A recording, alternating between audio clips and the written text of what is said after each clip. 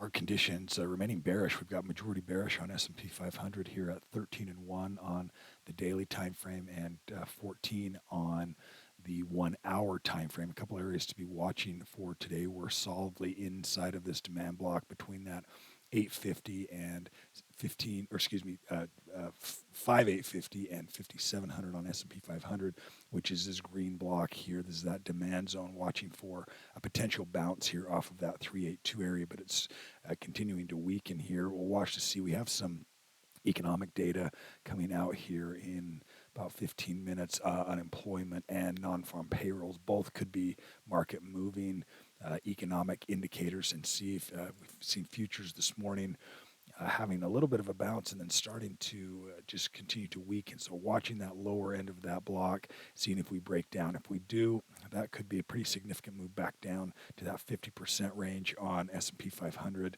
And so we'll see if we get that, if we get this continued weakness. We're seeing that in the breadth of the market here, 40%, again, meaning that 40% of stocks in the S&P are above the 50-day moving average, 60% are lower than that, and you have a majority bearish on the trend, and it's compressing. And so we've already got this downtrend in place. We have expansion. We're working back to compression. Now the question is, are we going to continue this expansion? That's where the trend is currently at, and there's not a whole lot saying that that's going to reverse unless we get a really solid number here soon that may give some indication of the economic strength or weakness. Whatever one ends up coming out, we're going to find out really soon here. And VIX, the volatility, also seeing continued move to that upside. Remember that when we have expanded VIX, this is that volatility index that typically is expanded when stocks are dropping, just like this. It's almost the mere opposite on VIX. So we can use that as an additional confirmation indicator that yes, we are probably a little oversold in the markets here, probably due for a bounce at these levels, but whether or not that's going to happen, this can spike up into the 30s as well.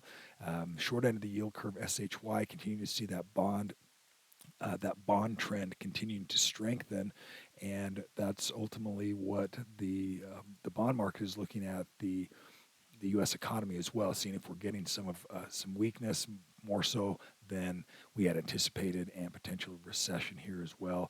TLT, the long end of that yield curve, continuing to kind of hold steady, but it's been in this overall uptrend with some retracement and pulling back here. If you take a look at the yield curve, we are seeing a pretty nice spike right here, popped up to 33.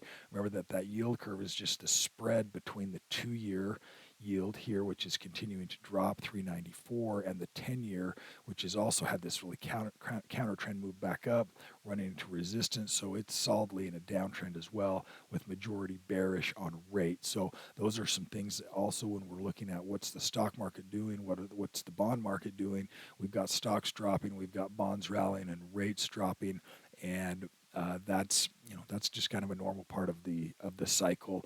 And typically, when we have that yield curve that's been inverted, that it was inverted here for a length of time. Anything below that yellow line means that you had the 2-year yield actually paying more than the 10-year yield. Okay, that's an inverted yield curve when you have the shorter yield time frame paying more than the longer yield time frame. And that ultimately, historically, for 50, 60 years, has created recession.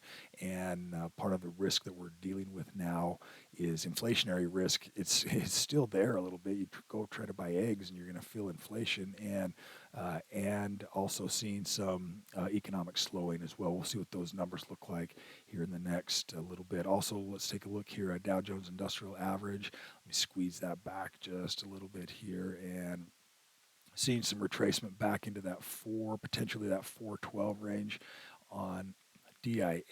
The bottom end of that demand block is 413, 50% retracement right around that 413 as well. Majority bearish in that current trend at 11 and 14. But again, in that demand zone where we've had 6, 8, 9 days of downtrend and could see a bounce right here, it would take a nice catalyst of some time to really push things higher. Same with the triple Qs.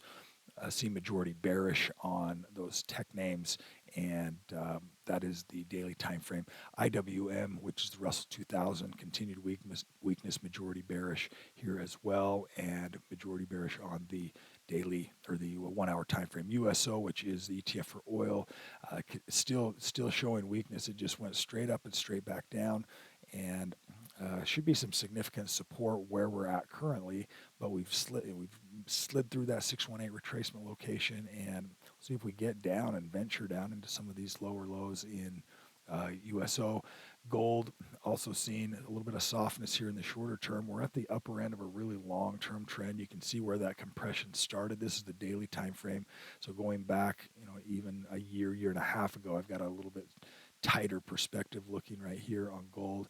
And if we take a look and press that out to the weekly time frame and see where we're at in gold, we're just running into a scenario where gold may not have a whole lot of legs right here left, and without some kind of a retracement on this weekly time frame. You had this compression happening back here. We're now really expanded on the weekly time frame, and again, remember that these are decision point locations when we have really wide areas of trend and we have really compressed areas of trend, and we're running into that situation now in gold where the momentum just may not be there, may not be left in gold without some kind of a pullback or retracement. That 1 hour time frame also showing. Let me just squeeze that back in. A little bit more zoomed in on that current trend right here. Still in the momentum zone on the daily time frame, majority bullish, and those are that trend's still working and still bullish. Be watching for any pullbacks, but it's certainly elevated in the real long term as well. SLV continuing to show some strength also on that price pattern. A couple of stocks for you to consider today. BJ Wholesale. BJ is the symbol, big confirmation bar on earnings. Some increasing there. That's a big box wholesale type club, a big move there. And then also FAST, nice confirmation, increased volume, not quite back up into momentum, but a little bit earlier in that trend potentially on Fastenal. A compressed trend here as it's finding that 200, turning the corner, and then potentially breaking out of this area as it's finding some support. Keep an eye on FAST as well over the next few trading sessions, maybe some ideas there for you. Also, that'll do it for today's update. Everyone have a great day and a fantastic weekend.